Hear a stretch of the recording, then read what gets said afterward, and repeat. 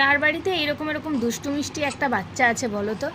হ্যাঁ, নিজের আঙুল নিজে মুখে গোটাটাই ভরে নিয়ে এরপরে দেবে ওক, তারপরে করবে বমি, আর তারপরে মায়ের টেনশন বাড়িয়ে দেবে। দেখো দেখো দেখো দেখো দেখো। আর এদিকে দিদিভাই দিচ্ছে পাহারা নিয়ে কোলে। দিদিভাই কোলে থাকবে না যতক্ষণ মুখে আঙুল দিয়েছে, ব্যাস। অবস্থা দেখো তোমরা। মাত্র 25 দিনের বাচ্চা, সে এত আঙুল খাওয়া শিখে গেছে যে বলার বাইরে। আচ্ছা তোমরা একটা কমেন্ট করো তো, মানে এই বাচ্চার জন্য কোন নারকেল তেলটা বেশি ভালো হবে? এক সেকেন্ড বাবু দাঁড়া। বাচ্চাদের জন্য কোন নারকেল তেলটা বেশি ভালো হবে একটু কমেন্ট করে জানাও প্লিজ, আমার খুব উপকার হবে বললে।